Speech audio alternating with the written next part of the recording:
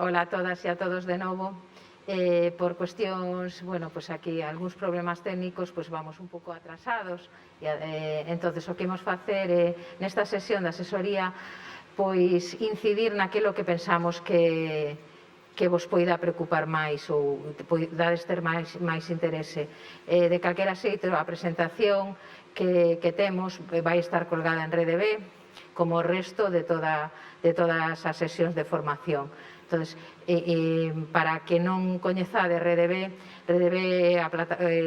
dentro do blog de bibliotecas escolares, temos unha plataforma, un espazo onde vamos colgando as nosas actividades formativas. Entón, bueno, pois aí ides ter todo o que está acontecendo nestas salas e tamén nas salas que vos non estades visualizando. Convidamos-vos a que as vexades tamén. Entón, vamos comezar con esta sesión da asesoría. Quero presentarvos a miña compañeira Chelo Gundín. Ela é asesora de zona, é asesora que ten a súa ubicación na zona de Ferrol, Lugo, o norte, a Mariña, por aí. E coincidimos na nosa formación académica, somos as dúas profesoras de secundaria e da mesma materia, ademais. Pero, bueno, neste momento estamos facendo labores dentro do que é a asesoría de bibliotecas escolares. Ben, imos comezar entón con esta sesión. Falamos aquí dunha rede en construcción. Iso quere dicir que a asesoría, tal como está iniciada, foi un traballo comezado por Cristina, que estivo na primeira ou na conferencia inaugural destes encontros no ano 2003. No ano 2005 se concreta no Plan de Mellora de Bibliotecas Escolares e, bueno, pois aquí chegamos ao 2021, que xa estamos na sesión ou no Plan B16. Vale. A parte do Plan B, pois hai outra serie de programas que vos xa coñecedes, como é a Hora de Ler. E como sempre, temos unha estreita colaboración coa rede de formación de profesorado. Esta actividade é tamén un exemplo desa colaboración. Xa o conselleiro adiantouvos que estábamos traballando nun novo Plan LIA 21-25, que aínda está en proceso de elaboración, pero xa dende o ano 2010 temos dous plans, 2010-2015 e 2016-2020. Neste momento vaise facer público o informe deste plan 2016-2020 e, como dixemos antes, estamos traballando nese novo plan que vai constar de 7 puntos estelares. Ben, este era o Plan LIA de 16-20. Vamos a pasar algunhas das oportunidades, perdón, me acabo de confundir co que poñía na pantalla. Algunhas das diapositivas para aproveitarmos mellor o tempo. Algunhas das cousas xa as foi mencionando Cristina Novoa e tampouco queremos incidir demasiado xa no mesmo. De calquera xeito, repetimos esta presentación e de la ter a vosa disposición no espazo Moodle. Vale. Eso era teu, non? Definiría bastante ben a encomenda que no seu día asumín con Cristina Novoa, que é a oportunidade de visitar os vosos centros. Decíame precisamente nun centro que visitei esta semana que se decataran de que o plan B fora unha revolución, en maiúsculas, que pensar as bibliotecas que había antes, as que tiñan elas e as que tiñan o prazer de ensinar con tanta satisfacción agora, era realmente moi revolucionario.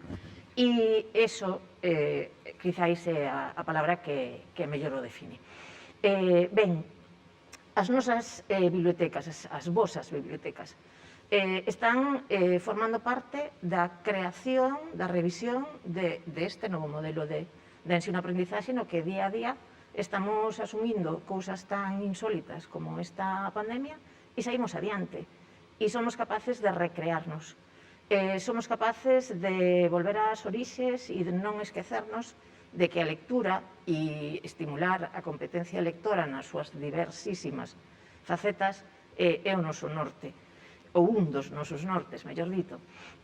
Que nos tempos nos que vivimos non podemos deixar de lado a alfabetización informacional e mediática, que os cidadáns críticos que queremos que sexan o noso futuro, pois pasan por ter asumido e levar tamén ás súas familias eses coñecementos que os fagan reflexionar a propósito de todo o que a televisión, entre outros medios, as redes sociais, etc., lles transmiten. Un programa tan ambicioso, por que non dicilo, ten que ter en conta, ten que ter presente sempre a toda a comunidade educativa.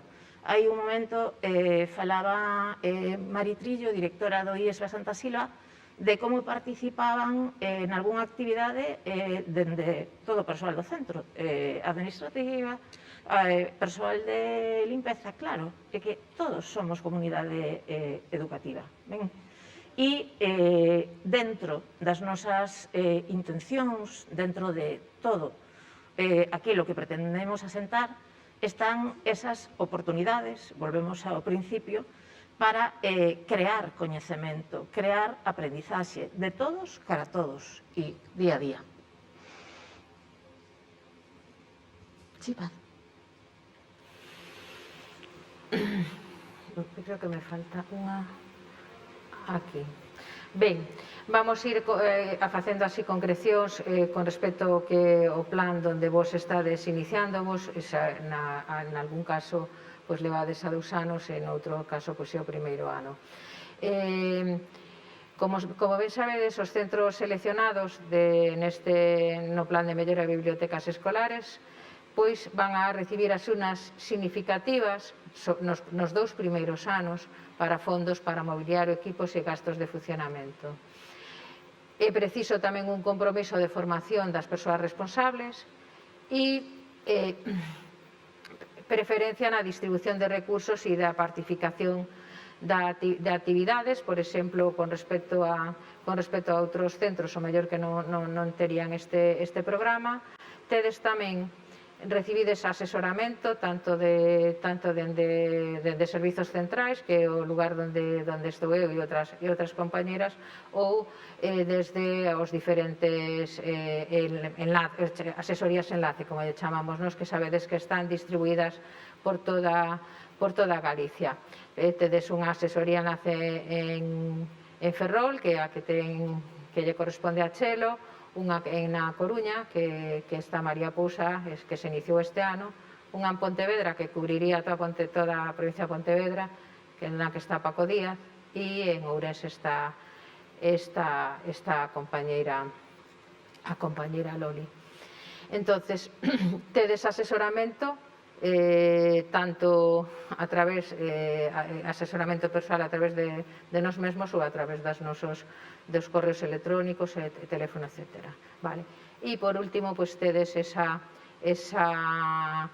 posibilidade de integrar vos nesta rede profesional e colaborativa que se chama Grupo Plan B e que neste momento está conformada por 741 centros de ensino.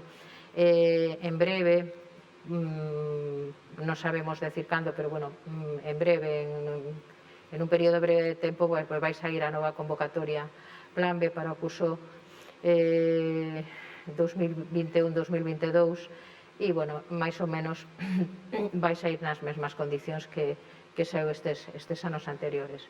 Estou falando concretamente do Plan B para centros públicos.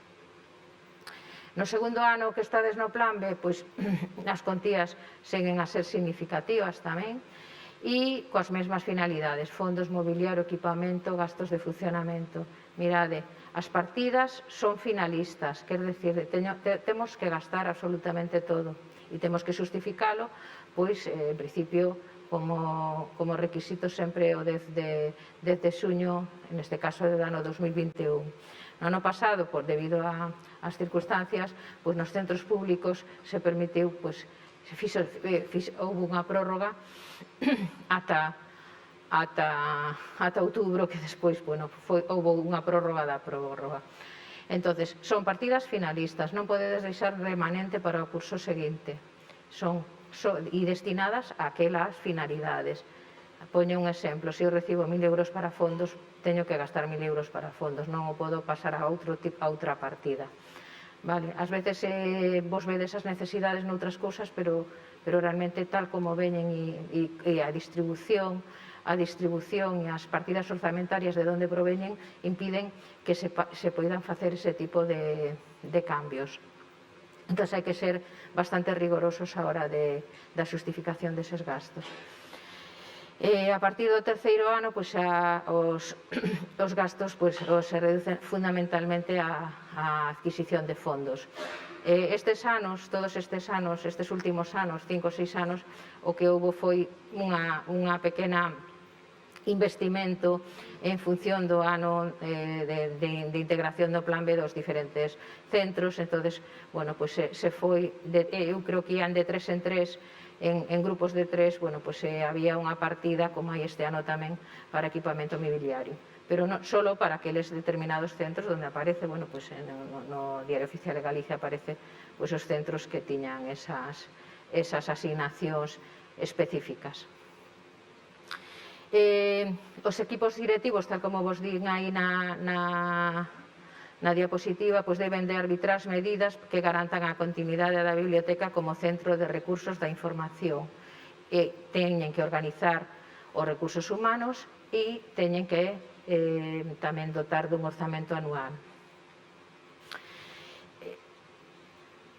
Imos ver, creo que xa tamén o adiantou Cristina antes na súa exposición, é dicir, pertencer ao plan de mellora de bibliotecas escolares é a participación nun programa que é libre, é dicir, os centros se candidatan. En última instancia, as decisións, en última instancia non, esa solicitude é asinada pola dirección de un centro. Entón, ás veces as soidades ou algúns momentos de desamparo que poden atoparse algunhas bibliotecas ou algúns persoas responsables, non debe ser, porque ao fin e ao cabo é un programa, como moitos outros, é un programa de centro e a responsabilidade final sempre é da dirección do centro. E con respecto á organización de recursos humanos, tamén debería ser, debería centrarse tamén moitas de unha liberación de horas para o profesorado que é responsable da boa marcha do programa.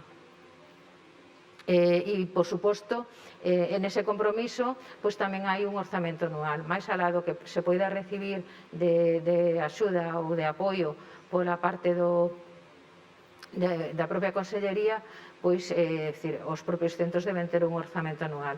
Sabedes que nas instruccións de principio de curso a nivel orientativo se dan unhas porcentaxes de canto debe ser o que se debe orzamentar. Entón, moitas veces que solicitades a posibilidade de facer algunhas adquisicións ou algúns cambios na biblioteca, que ás veces pasan por facer unha pequena obra ou demais, como non encaixa no que percibides a través do plan, esta sí sería unha oportunidade que o fixerades a través dese orzamento anual. E xa, como levamos repetindo varias veces, no día de hoxe sodes 741 centros os que estades formando parte do plan de mellora de bibliotecas escolares.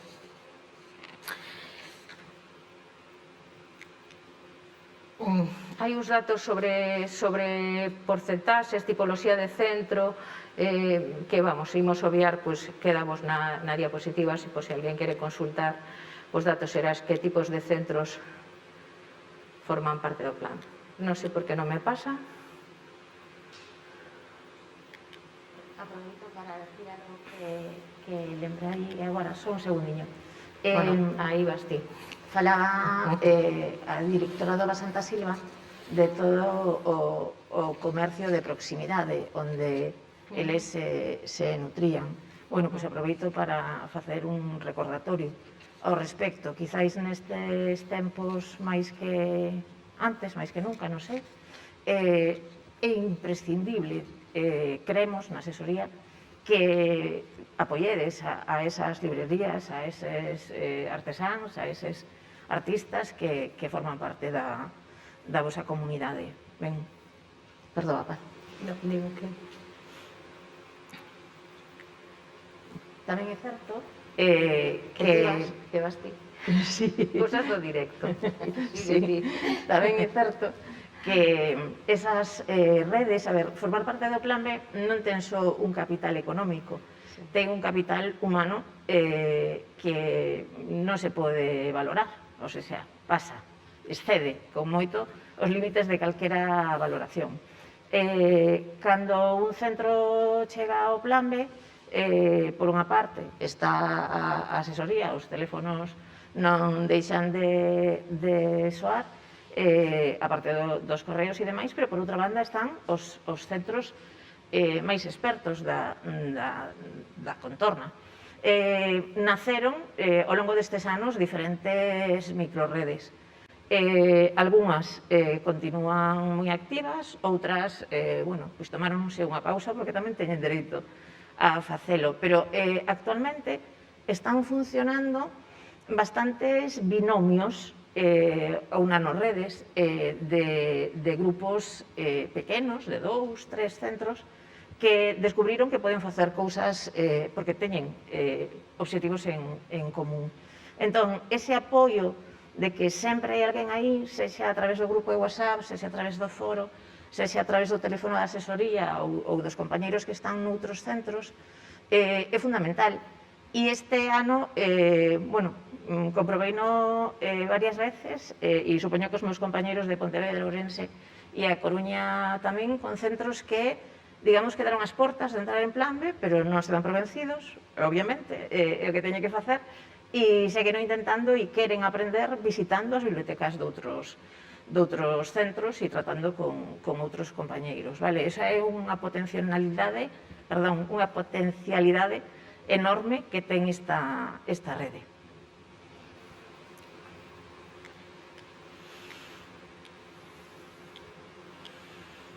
Bueno, non quere ir. Vale. As instruccións de 1 de setembro, bueno, pues vamos a avanzar un poquinho en cousas que mellor vos interesan máis, non? Como vos decía antes, vai haber unha próxima convocatoria do Plan de Mellora de Bibliotecas Escolares, está bastante avanzado.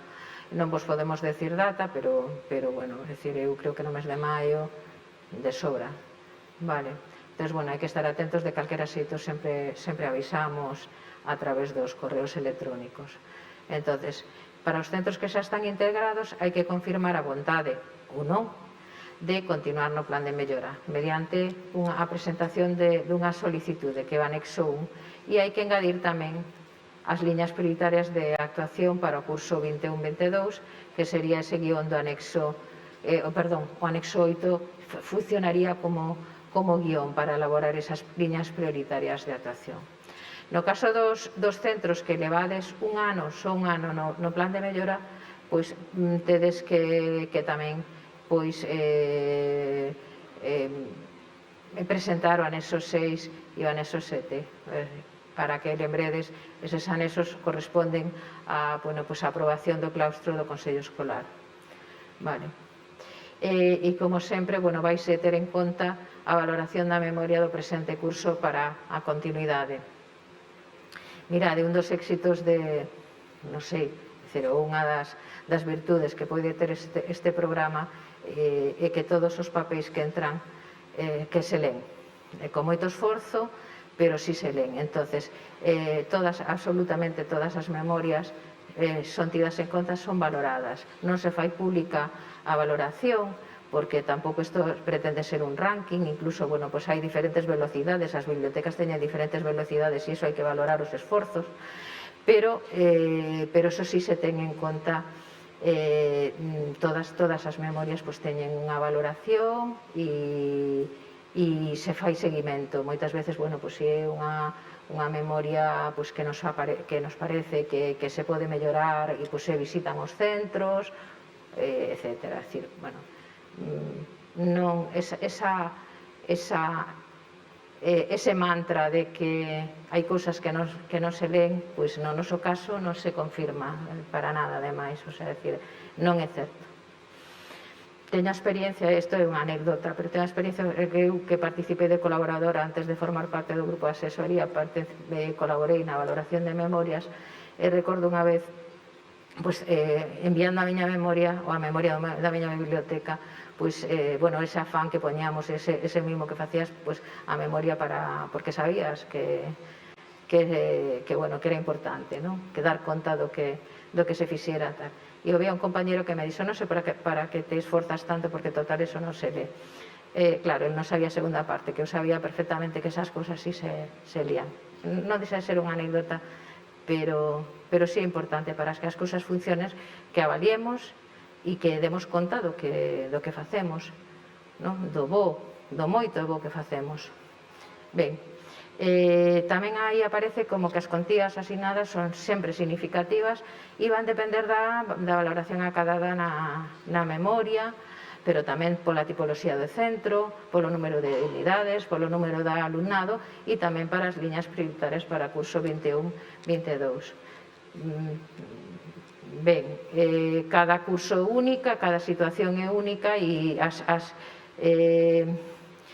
este ano, por exemplo, era impensable que ningunha biblioteca escolar nos enviase unhas liñas prioritarias de actuación que non tivesen en conta a situación sanitaria que estamos a vivir, ou mesmo como ian facer, como ian a ser as normas COVID da biblioteca. Aquelas bibliotecas que non o facían estaban un pouco fora de órbita, non?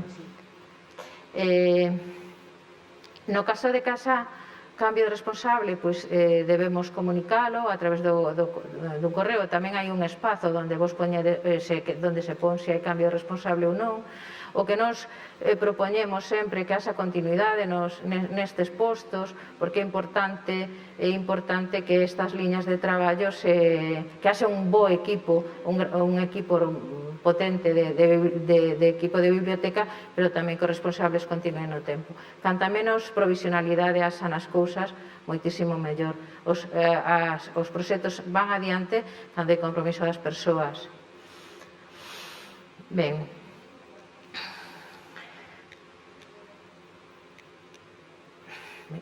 vamos a abreviar porque queremos chegar aquí hai dos documentos de referencia, un deles é o marco de referencia para bibliotecas escolares, que eu cando presentei a Cristina mencionei que ela participara na elaboración dese marco de referencia, e por outro lado está solo mencionalo, ese bibliotecas escolares entre interrogantes é unha boa ferramenta que tedes a vosa disposición para facer a avaliación da biblioteca. É unha ferramenta que podedes consultar en galego e online, non deixedes de facelo, non pretendades abordar toda esa proposta de avaliación que se fai desde ese manual. Podémoslo facer pouco a pouco, non? E en determinados aspectos que nos interese avaliar da biblioteca. Pasa un pouco como coas efemérides, non? Veume agora a mente. Non xa o sabemos por experiencia, pero bueno, digo isto sobre todo pensando nos que sodes máis debutantes. Non hai por que celebralo todo, cada centro ten a súa personalidade propia, digamos, o seu itinerario, e escollerán. Na avaliación consideramos que é un aspecto prioritario, obviamente. Antes Cristina falou moito diso, pero tamén é certo que non nos vamos poñer de 5 a 100 en 0, entón, bueno, pois imos por partes, pero o que fagamos que o tomemos como un proceso de aprendizaxe e asumamos que bueno, se algún dato sae peor, tampouco pasa nada. É dicir, é unha oportunidade para aprender e seguir mellorando. Ben, como non nos queda prácticamente tempo, vamos a pasar moi rapidamente a unha diapositiva que creo que vos pode interesar moito. Vale, podedes seguir vendo despois esta presentación. Mirade, perdón, ai, que me pasei, vou para atrás. Ben, memoria final. Desde xuño do 2021, no caso dos centros públicos, hai que ver a convocatoria do 3 de xuño de 2020. Vamos a ver. A memoria entregas a través dun formulario web. A mediados de maio poñemos a disposición de todos os centros ese formulario web, que é un formulario personalizado e onde tedes que subir toda a documentación. Nese formulario vades ter preguntas sobre a situación da biblioteca, actividades desenvolvidas, papel e tal. E ides ter espazos para detallar o grau de cumprimento dos obxectivos previstos, unha avaliación das actividades, a previsión de futuro. E esa breve descripción de actividades desenvolvidas e dela poder facer nun documento aparte que ides anexar despois do formulario. Non ten dúbida ninguna, vos seguide facendo iniciada a vosa memoria, poñede fotografías, enlaces do voso blog, etc. De todo o que estades facendo, deixade constancia de todo o que queredes mostrar.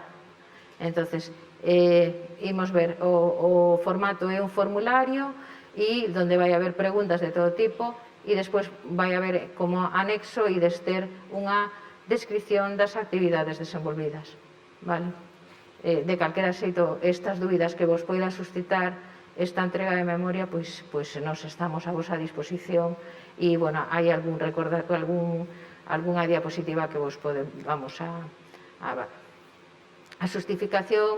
a xustificación de gastos no caso dos centros públicos vai a través do anexo 9, non hai que enviar as facturas, gardámolas en secretaría e as facturas, o que si temos que cubrir o anexo 9 e xa dixemos gastar absolutamente todo. No caso dos centros concertados, xa eles teñen instruccións de como teñen que facer, porque no noso caso unha subvención non é un apoio. E débese justificar sempre igual ou superior a cantidade asignada. Non é que se poñedes 5 euros menos, ao final vamos ter que reclamalo. É bastante incómodo para todos. Non sei se temos máis tempo. Podemos continuar, non? Despedimos? Sí. Temos aquí esta pequena chuleta para recordar que ímola poñer, ímola ou enviar ou poñer nun lugar visible de nosos espazos web para que a teñades en conta. E, aí estamos a vosa disposición neses teléfonos que aí aparecen ou a través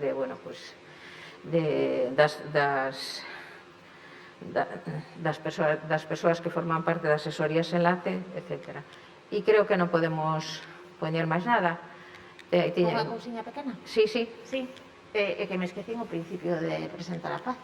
É que ela é Paz Ferreiro, xa a coñecedes de sobra, seino, pero ben, está facendo unha labor encomiable coordinando o equipo e de alguna maneira sustituindo a insustituible Cristina Novoa. Moitas grazas, Paz. É imposible, gracias a ti. Bueno, pois ben, calquera dúbida xa sabedes, aí somos estos os que somos, os nosos teléfonos, e non deixedes de preguntar.